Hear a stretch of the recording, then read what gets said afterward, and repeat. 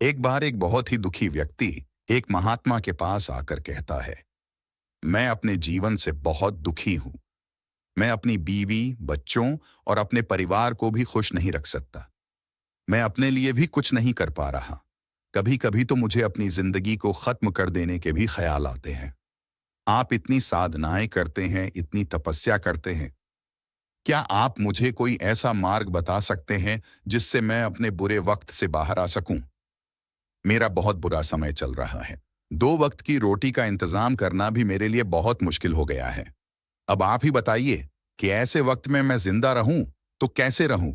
कैसे अपने परिवार को खुश रहूं? कृपया करके कोई साधारण सा तरीका बताने की अनुकंपा करें ताकि मैं आसानी से समझ सकूं, क्योंकि मैं बहुत पढ़ा लिखा नहीं हूं। अगर आप बड़ी बड़ी ज्ञान की बातें करेंगे तो शायद मैं कभी समझ भी नहीं पाऊंगा। यह सुनकर महात्मा ने मुस्कुराते हुए कहा कि तुम एक काम कर सकते हो। मेरा उसने सामने की तरफ इशारा करते हुए कहा कि उस ऊंची पहाड़ी पर एक मंदिर है और उस मंदिर के पास चींटियां का एक घर है जहां पर हजारों चींटियां रहती हैं। तुम्हें सुनने में बड़ा अजीब लगेगा, लेकिन वो चींटियां उस मंदिर की जमीन को खराब कर देती हैं। उस मिट्टी की उपजाऊ शक्ति वो खत्म कर देती है, जिसके कारण वहां पर कोई भी पेड़ या कोई भी घास पनप नहीं पाती है। तुम मेरा एक काम करो, उसके बाद मैं तुम्हें तुम्हारे सवालों के जवाब दूंगा। तुम 7 दिन तक रोज उस पहाड़ी पर जाओ और उस चींटियां के घर को तहस नहस कर दो, उसको तोड़ दो। जब भी तुम्हें कोई चींटियों का घर दिखे मंदिर के आसपास तो उसे वहीं पे तहस नहस कर देना। लेकिन याद रहे, घर को तोड़ने में कोई भी चींटी मरने नहीं चाहिए। इस बात को समझने का प्रयास करते हुए वो युवक वहां से चला गया। शायद उसको कुछ समझ में नहीं आया था कि महात्मा जी ऐसा क्यों करवा रहे हैं। वो तो उन चिड़ियों पर अन्याय कर रहे हैं, उनका घर तोड़वा रहे हैं, उन्हें नुकसान पहुंचा रहे हैं। आखिर कौन महात्मा ऐसा करेगा? लेकिन फिर भी उस महात्मा की बात मानते हुए वो अगले दिन से ही पहाड़ी पर जाना शुरू कर देता है। जब वो पहले दिन पहाड़ी पर पहुंच तो देखता है कि बहुत सारी चींटियां अपना खाना जुटाने में लगी हुई हैं। सारी चींटियां कतार से चल रही थीं और अनाज के छोटे छोटे कण उठाकर अपने घर में जमा करती जा रही थी। ये देखकर पहले तो उस युवक का मन कमजोर पड़ गया। उसने सोचा कि ये इतनी मेहनत करके अपना घर भर रही है और मैं इनके घर को तबाह कर दूंगा तो इनको कितना बुरा लगेगा। लेकिन फिर उसने उस महात्मा की बात याद करते हुए उस घर को तोड़ना शुरू कर दिया। जल्द ही चींटियों में हाहाकार मच गया। वो इधर उधर दौड़ने लगी। अभी तक जो कतार में चल रही थी अब वो बिखर गई और इधर उधर अपनी जान बचाने के लिए भागने लगी।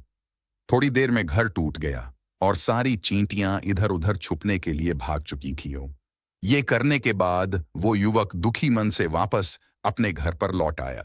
उसका मन परेशान था, दुखी था, पश्चाताप से भरा हुआ था। फिर उसने अपने बिस्तर में रात में लेटे लेटे ही सोचा कि अब तो उन चींटियों का घर तबाह हो चुका है। अब वह वापस जाने से क्या प्रयोजन है? अब क्या फायदा होगा? क्योंकि चींटियों का घर तहस नहस करने के लिए महात्मा जी ने कहा था, जो मैं कर चुका हूं। लेकिन फिर कुछ सोचकर अगले दिन उसने फिर से जाने का निश्चय किया और अगले दिन सुबह सुबह उठकर वो वापस उसी पहाड़ी पर पहुंच जाता है। पहाड़ी पर पहुंचकर वो उसी जगह पर पहुंचता है जहां पिछले सुबह उसने उस घर को तहस नहस कर दिया था। लेकिन वो ये देखकर चौंक जाता है कि उन चींटियों ने फिर से अपना घर उसी जगह पर बना लिया था और अब वो फिर से अपने घर के लिए सामान इकट्ठा करने में जुटी हुई थी। उस आदमी को देखकर लगा कि ये चींटियां कितनी मूर्ख है। इनको पता है कि कल ही इनका घर इसी जगह पर तबाह किया गया है और उसी जगह पर उन्होंने अपना नया घर भी बना लिया। और ये सोचकर वो आदमी हंसने को हुआ। लेकिन फिर से महात्मा की बात याद करते हुए उसने उन चींटियों का घर फिर से तबाह करना शुरू कर दिया। फिर से उन चींटियों में हलचल मच गई और थोड़ी देर में वो चींटियां इधर उधर अपनी जान बचाने के लिए भागने लगी। कुछ ही देर में उनका घर फिर से नष्ट हो गया और वो युवक थोड़ा संतोष के भाव से कि इस बार तो मैंने अच्छी तरह से उस घर को तबाह कर दिया है। अब तो वो चिड़िया यहां पर अपना घर बना ही नहीं पाएगी। इसीलिए जाने से पहले उसने उस घर पर ठंडा पानी भी डाल दिया ताकि चींटियां वहां पर अपना घर न बना सके। और इस तरह अपना कर्म पूरा करके वो युवक फिर से अपने घर लौट आया। आज रात में सोते वक्त फिर से वो इंसान यही सोच रहा था कि क्या महात्मा ये सही काम करवा रहे हैं? क्या किसी का घर तबाह करना किसी सिद्ध पुरुष को शोभा देता है? क्या हो अगर वो महात्मा सिद्ध पुरुष हो ही ना? क्या होगा अगर वो मुझे बेवकूफ बना रहे हो? लेकिन फिर उसने निश्चय किया कि मैं अपने काम को पहले पूरा कर लेता हूं।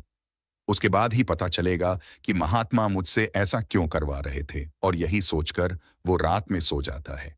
अगले दिन सुबह उठकर वो फिर से उसी पहाड़ी की ओर निकल जाता है। पहाड़ी पर पहुंचकर वो उसी जगह पर पहुंचता है जहां पर उसने उनके घर को तबाह कर दिया था, और वो ये देखकर खुश हो जाता है कि वहां पर कोई भी घर नहीं था। सारी चींटियां वहां से भाग चुकी थी। अब उसने सोचा कि अब मेरा रोज रोज आने का क्या प्रयोजन, क्योंकि चींटियां तो अपना घर बदल चुकी हैं और महात्मा जी ने मुझे 7वें दिन आने के लिए कहा था, लेकिन आज तो तीसरा ही दिन है। अब बाकी 4 दिन वापस आने का क्या प्रयोजन? और यही सोचकर उसने निश्चय किया कि यहां से वो सीधा उसी महात्मा के पास जाएगा और उनको ये सारी खबर बता देगा। जब वो वापस मुड़कर उस पहाड़ी से उस महात्मा की कुटिया की तरफ जाने लगा तो उसने देखा तो अचानक उसकी नजर एक और घरौंदे पर पड़ी जो कि चींटियों का ही बनाया हुआ था। मतलब कि वो घरौंदा चींटियों ने ही बनाया था, और अब वो चींटियां नए घर में वास कर चुकी थी। ये नया घर उनके पुराने घर से थोड़ी ही दूरी पर था, और जब उसी युवक की नजर उस घरौंदे पर पड़ी तो उसने सोचा कि शायद महात्मा को पता था कि ये चींटियां अपना घर यहां से बदलकर किसी दूसरी जगह पर बना लेगी।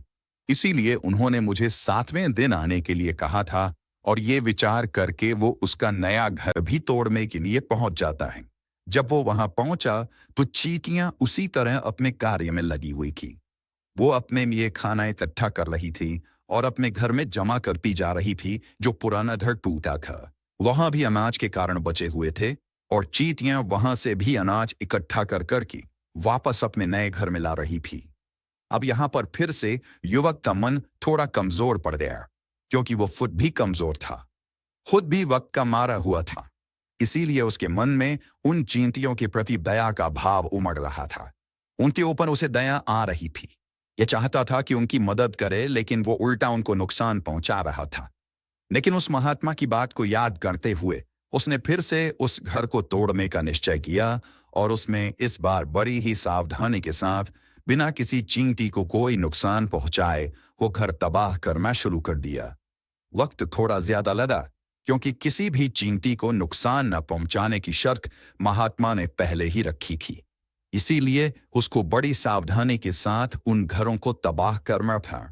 लेकिन आखिरकार उसने उस घर को भी तबाह कर दिया, और उस घर को तबाह करने के बाद वो बड़े ही दुखी मन से, इस बार वो पहले से भी ज्यादा दुखी था, क्योंकि उसने उनका नया घर भी तोड़ दिया था। वो उन चींटियों को बसने ही नहीं दे रहा था, और वो अब अपने आप को शैतान या दानव समझने लगा था। लेकिन फिर भी उस महात्मा की बात को मानते हुए वो अपने घर पर दुखी मन से वापस आ गया। रात में सोने से पहले एक बार उसने फिर से सोचा कि मैं कितना बड़ा शैतान हूँ, कितना बड़ा दानव हूँ। पुराना घर तो छोड़ो, मैं उन चींटियों को कहीं भी बसने के लिए कोई जगह ही नहीं दे रहा। वो चींटियां मेरे बारे में क्या सोचती होंगी? वो कितना दुखकारती होंगी उस परमात्मा को जो मेरे द्वारा ये काम करवा रहा है। लेकिन फिर भी उसने अगले दिन जाने का निश्चय किया, और अगले दिन सुबह सुबह वो फिर से वहां पर पहुंच गया। वो ये देखकर फिर से आश्चर्यचकित रह जाता है कि इस बार चींटियों ने एक और नई जगह पर अपना घर बना लिया था। तो पहले से भी ज्यादा ऊर्जा के साथ काम कर रही थी, और उन्होंने एक रात में पहले से भी बड़ा घर बना लिया था, और अब वो फिर से इकट्ठा करने में जुटी हुई थी। ये देखकर उस आदमी को लगा कि ये चींटियां किस मिट्टी की बनी हुई है। मैं इनको बार बार यहाँ से जिताने की कोशिश कर रहा हूँ, और ये वहीं पर अपना घर बनाने की है।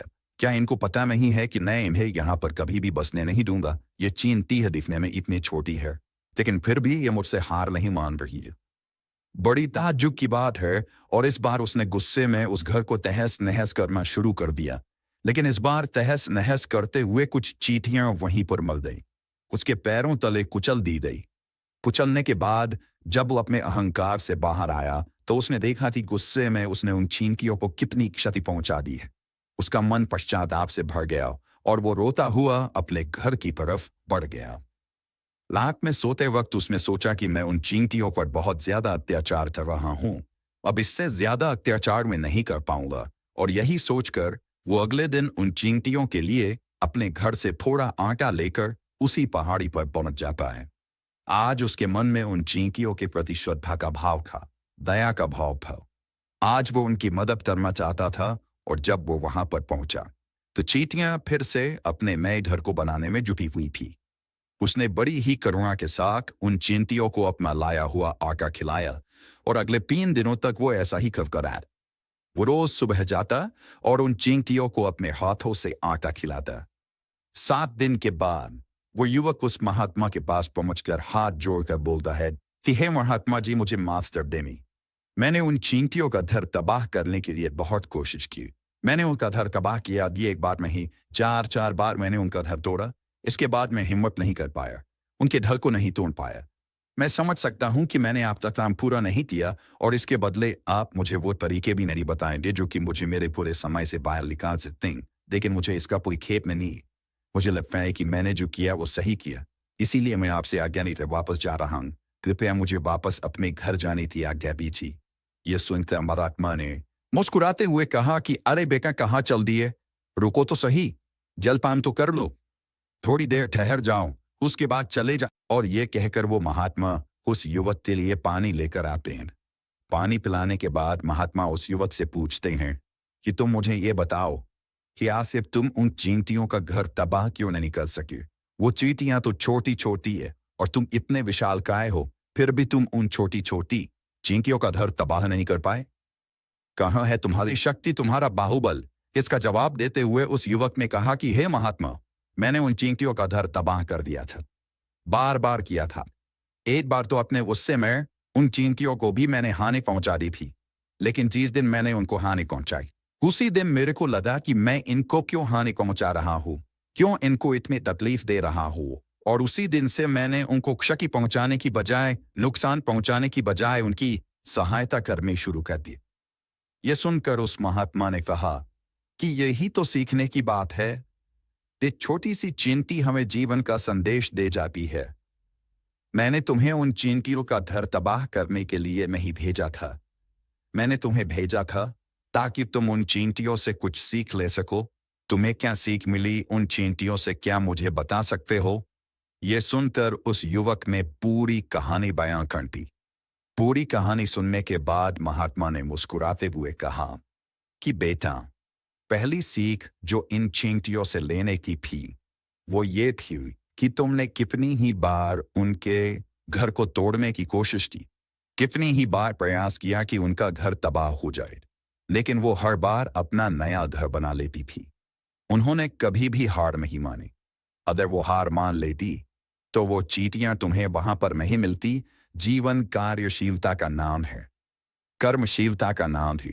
लेकिन हम मनुष्य 1-2 बार हार मिलने पर ही डूब जाते हैं, हताश हो जाते हैं और फिर जीवन में प्रयास ही नहीं करते। और कुछ लोग तो अपनी जिंदगी को खत्म करने पर उतारू हो जाते हैं। लेकिन जानवरों में तुमने एक बात देखी होगी कि वो अपना जीवन खुद से, स्वयं से कभी खत्म कर ही नहीं सकते हैं। तुमने कभी नहीं सुना होगा कि किसी जानवर ने आत्महत्या कर ली, चाहे वो जानवर कितना ही भूखा क्यों ना हो, कितना हो, लेकिन वह अपने जीवन के लिए हमेशा संघर्ष करता रहता है। लेकिन वहीं पर दूसरी तरफ हम मनुष्य 1-2 बार हताश होने पर ही अपना जीवन खत्म कर लेते हैं। जीवन तो कर्मशीलता है, कर्म करने का नाम है जीवन, और मृत्यु आखिरी विश्राम है, परम विश्राम है। इसीलिए मृत्यु से पहले कर्म करना कभी मत छोड़ना, क्योंकि मृत्यु के बाद तो तुम परम विश्राम में चले ही जाओगे, तो उससे पहले कर्म करना क्यों छोड़ रहे हो? क्यों हताश हो रहे हो? अगर तुम्हारा एक घर टूट गया है तो दूसरा घर बनाने का प्रयास करो, कोशिश करो, और कोशिश करने वालों की कभी हार नहीं होती। ये तुम उन चींटियों से देख चुके हो। देखने में तुमसे कितनी छोटी है वो चींटियां और तुम इतने बड़े हो, लेकिन उनका मन तुम्हारे मन से इतना बड़ा है, इतना विशाल कि इतना दृढ़ संकल्प ही है कि इतनी बार घर टूटने पर भी उन चींटियों ने कभी हार नहीं मानी। दूसरी सीख ही यहां से लेने की थी, वो ये थी कि जब भी हमारे ऊपर बुरा समय आता है, हमें लगता है कि ये समय कभी नहीं जाएगा, ये समय मेरे जीवन को बर्बाद कर देगा, मुझे कभी नहीं जीने देगा, और अपने इन्हीं ख्यालों से, अपने इन्हीं विचारों से, जिनका असलियत में कोई भी अस्तित्व नहीं है, वो सिर्फ विचार है और वही विचार हमारे मन को दुखी कर देते हैं और इसीलिए हम प्रयास करना भी छोड़ देते हैं। लेकिन तुम खुद सोचो कि बार बार प्रकृति हमें क्षति पहुंचाएगी, नुकसान पहुंचाएगी, लेकिन कब तक पहुंचाएगी? अगर हम बार बार फिर से उठ के फिर से नया प्रयास करते रहेंगे तो प्रकृति भी हमारे सामने घुटने टेक देगी और वो भी एक दिन हमारे ऊपर दयावान हो जाएगी, कृपाणु हो जाएंगी और वो हमें सब कुछ देने लगेगी जिसकी हमने कभी कामना की भी। तुमने खुद देखा कि तुम उन चिंकियों को तबाह करने के लिए पहुंचे थे, लेकिन बाद में तुम ही उन चिड़ियों को अनाज और आटा देने लगी। तुम ही उन पर कृपालु हो गए। क्यों हुए? क्योंकि तुमने देखा कि वो चींटियां हार ही नहीं मान रही हैं। इसी तरह अगर तुम भी अपने जीवन में कभी हार नहीं मानोगे तो एक ना एक दिन ये प्रकृति तुम्हें वो सब कुछ देगी जो तुम अपने जीवन में पाना चाहते थी। इसीलिए दो सीख याद रखना, कर्मशीलता कार्य करते जाना, और दूसरा कि एक ना एक दिन प्रकृति तुम्हारी उस कर्म का परिणाम तुम्हें जरूर देगी।